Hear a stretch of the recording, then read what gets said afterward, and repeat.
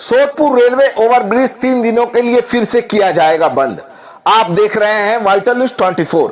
अगर आप Sodpur railway overbridge का इस्तेमाल करते हैं तो ये खबर आपके लिए है।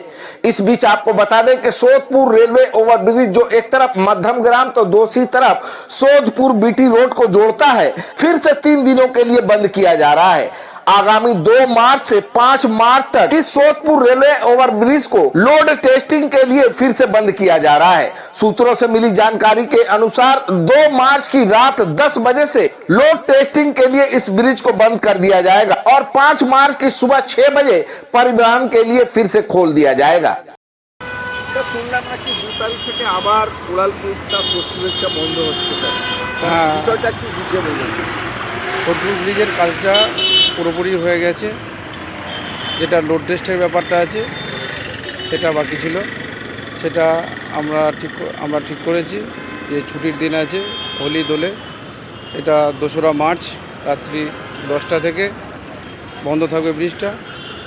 আবার 5ই মার্চ সকাল 6টার মধ্যে খুলে দেওয়া হবে।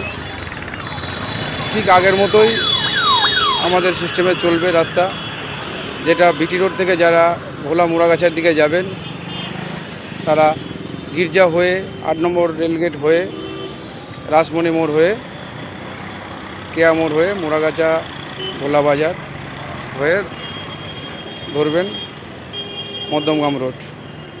ঠিক সেরকমভাবেই অপোজিট সাইড থেকে যারা বিটি রোড ধরবেন তারা কাঁচকল থেকে লেফট টার্ন এবং রাইট টার্নে দুদিকেই গাড়ি যাওয়া যাবে। লেফট টার্নে গেলে রামচন্দ্রপুর হয়ে 6 নম্বর রেলগেট ক্রস করে স্বদেশী এবং ধানকল দিয়ে উঠতে পারেন বিটি রোডে।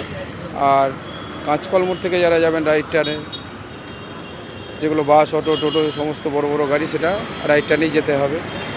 কাঁচকল থেকে কেয়া মোড় হয়ে রাসমণি মোড় হয়ে 8 নম্বর রেলগেট হয়ে এক্সপোর্ট রোড ধরে গির্জা মোড়ে বিটি রোড ধরতে হবে। এটা 3 দিনের মধ্যে হয়ে যাবে। আমি পথচলতি সমস্ত মানুষ যারা আমাদের সাথে সহযোগিতা করেছেন, আবারও একবার আমরা রিকোয়েস্ট করব আপনাদের সহযোগিতার জন্য, যাতে আমরা এই কাজটাকে সম্পূর্ণভাবে করতে পারি। নমস্কার।